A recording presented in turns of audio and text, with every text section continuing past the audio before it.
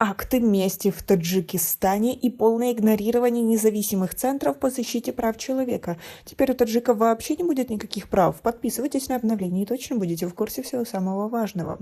В ночь с 12 на 13 февраля в микрорайоне Шамсидин-Шахин города Куляба загорелась служебная машина прокурора Васейского района Джуманазара Саид Ахмадзада. Ранее чиновники сообщали, что по подозрению в поджоге автомобиля задержан 50-летний житель Куляба. Генеральный прокурор Таджикистана Юсуф Рахмон на пресс-конференции 17 февраля не назвал имя задержанного, но сообщил, что он бывший нотариус Васейского района.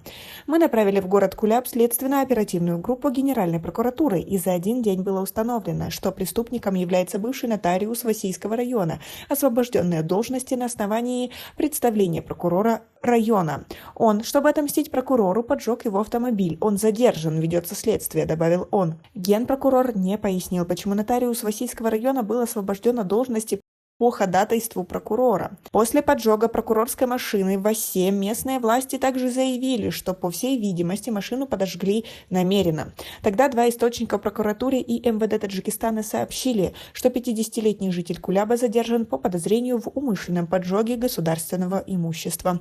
По данным источников, причиной поджога машины прокурора задержанный назвал личную неприязнь. Мнение задержанного или его родственников неизвестно. С 2020 года Джуманазар Саид Ахмадзада является прокурором Васейского района, проживает в микрорайоне Шамсидин-Шахине города Куляб. Как вы относитесь к такой ситуации, к таким разборкам? А по рекомендации Министерства юстиции в Таджикистане прекращена деятельность известной правозащитной организации. ООО «Независимый центр по защите прав человека», который последние 13 лет занимался борьбой против пыток в Таджикистане, был закрыт по решению столичного суда Исмаили Самани в конце прошлой недели. Об этом стало известно со слов руководства Министерства юстиции Таджикистана на итоговой пресс-конференции в Душанбе 16 февраля.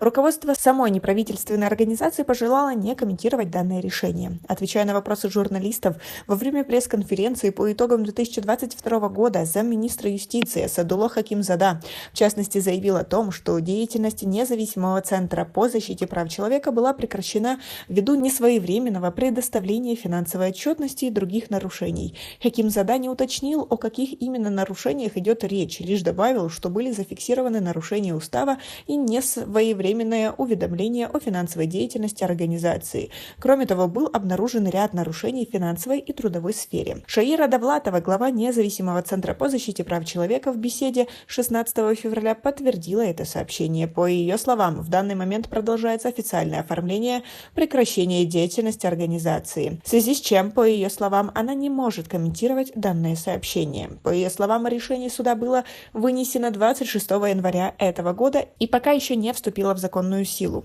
Правозащитница сообщила, что у сторон будет еще месяц срока после вступления в силу решения суда о прекращении деятельности центра оспорить его в судебных инстанциях. По словам представителя центра, слушание в суде заняло 1 день. Давлатова не стала отвечать на вопрос о закономерности претензий Министерства юстиции. Общественная организация «Независимый центр по защите прав человека» была создана в 2010 году, выбрав своим основным направлением содействие в свободе от пыток в Таджикистане. Организация была активным членом коалиции по борьбе с пытками и вплотную занималась защитой прав человека. Адвокаты этой организации также представляли в судах интересы арестованных журналистов. Однако некоторое время назад юрист центра Абдурахмон Шарипов, защищавший интересы Абдулло Гурбати, заявил о том, что прекращает свою работу по этому делу.